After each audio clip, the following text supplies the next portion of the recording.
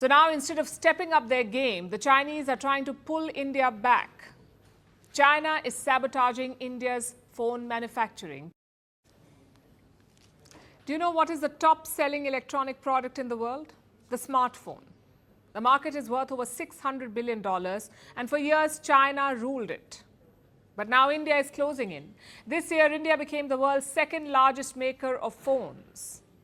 And this seems to have rattled China. First, they dismissed India's rise. They launched social media campaigns and spread racist jibes like this one. Check if Indian phones smell like curry. That narrative failed to gain traction. So now, instead of stepping up their game, the Chinese are trying to pull India back. China is sabotaging India's phone manufacturing. Tonight, we will tell you how. And we'll start with Foxconn. Foxconn is a Taiwanese company. It is Apple's biggest supplier. It has factories in Taiwan and China, and it has been expanding manufacturing in India. Earlier, most Foxconn facilities were concentrated in China. But like everyone else, Foxconn is also diversifying. It is reducing its dependence on China and growing its footprint in India. But now those efforts have hit a roadblock because Foxconn is losing people.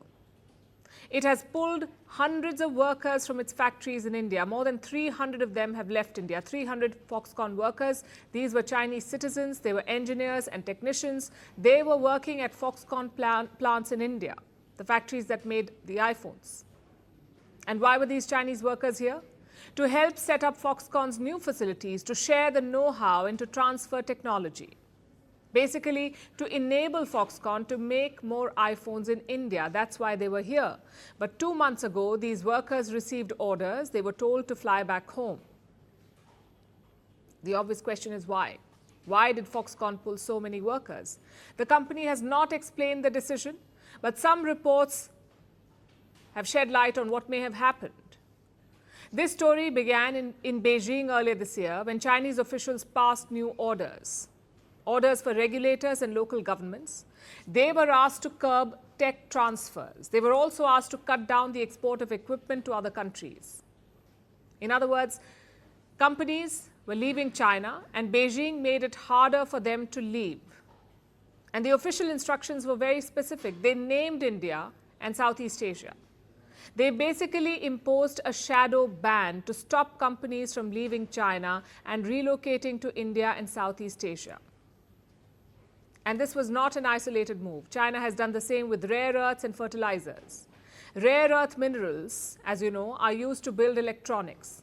Fertilizers are widely used by farmers.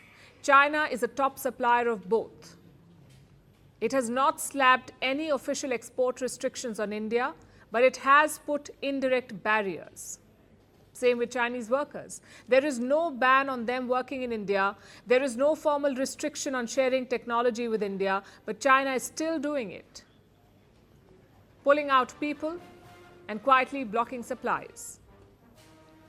Beijing has put in place a silent, informal blockade, and the target is very clear: stop India's advance in manufacturing. But how does Foxconn figure in this? Well, it's a tech manufacturing giant.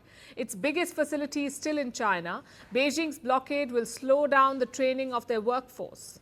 And if China keeps restricting tech transfers, production costs might go up. But the quality of production will not be impacted.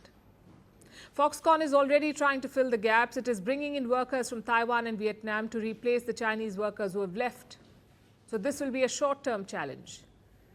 But it exposes China's larger design. It shows how China is trying to scuttle India's rise as a global manufacturing hub. As multinational companies try to deleverage from China as they seek alternatives, India is emerging as a compelling option, and that reality does not sit well with Beijing. So it is building a walled garden around its factories, its equipment, its supplies, and most importantly, its copied know-how.